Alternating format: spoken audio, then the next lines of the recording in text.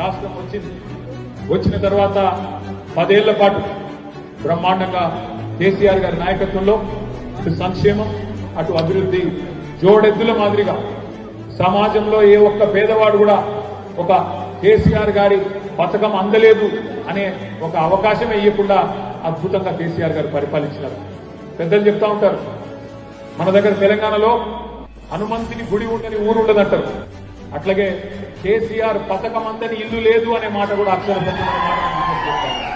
ఆ రకంగా 200 రూపాయల పెన్షన్ 2000 చేయడం అయితేనేమి, ఆడపిల్ల పెళ్లికి 1,116,000 ఇచ్చి ఆడకూతురు పెళ్లికి అప్పుల పాలు కాకుండా 15 లక్షల మంది ఆడకూతుర్ల పెళ్లిలు చేయడం అయితేనేమి, అట్లాగే మాతా శిశు మరణాలు తగ్గియాలే, ఇన్స్టిట్యూషనల్ డెలివరీలు పెంచాలన్న ఉద్దేశంతో కేసీఆర్ కిట్ లాంటి మానవీయమైన పథకం పెట్టి మగ పిల్లోడు పుడితే 12,000 రూపాయలు ఇచ్చి ఆడబిడ్డ పుడితే 13,000 రూపాయలు ఇచ్చి 14 లక్షల మంది ఆడకూతుర్లకు కేసీఆర్ కిట్లను ఇస్తేనేమి, ఈ రకంగా ఎన్నో రంగాలలో సంక్షేమంలో ఒక స్వర్ణయుగాన్ని తలపించే విధంగా కేసీఆర్ గారి పాలన సాగింది.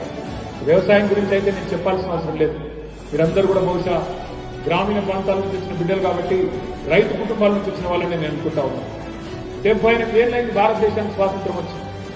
ఏ ముఖ్యమంత్రి ఏ ప్రధానమంత్రి కూడా రైతులకు కేసీఆర్ గారు చేసినంతగా ఎన్నడూ ఆలోచన చేయలేదు, కార్యక్రమాలు కూడా అమలు చేయలేదు. 78 సంవత్సరాల్లో ఒకే ఒక్క ముఖ్యమంత్రి కేసీఆర్ 73,000 కోట్ల రూపాయలు 70 లక్షల రైతుల ఖాతాల్లో రైతు బంధు పేరిట అటు వాన పడుతుంటే ఇటు నాట్లేసే టైం వస్తే టకాటగా బ్రహ్మాండంగా మీకు ఆ ఖాతాలలో డబ్బులు పెట్టే పరిస్థితి. ఒక రైతు ఏ కారణం చేత చచ్చిపోయినా, సహజ మరణమైన అసహజ మరణమైన ఆ కుటుంబానికి ఇబ్బంది కావద్దని చెప్పి ప్రపంచంలో ఎక్కడ లేదు రైతు బీమా.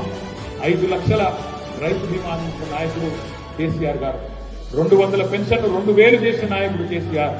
500 వికలాంగుల పెన్షన్ను 6,000 చేసిన నాయకుడు కేసీఆర్ గారు. ఇట్లా చెప్పుకుంటూ పోతే 1 గంట సేపు చెప్పొచ్చు. ఇప్పటికే బహుశా చాలా మంది వక్తలు ఈ విషయాలన్నీ కూడా చెప్పుంటారు.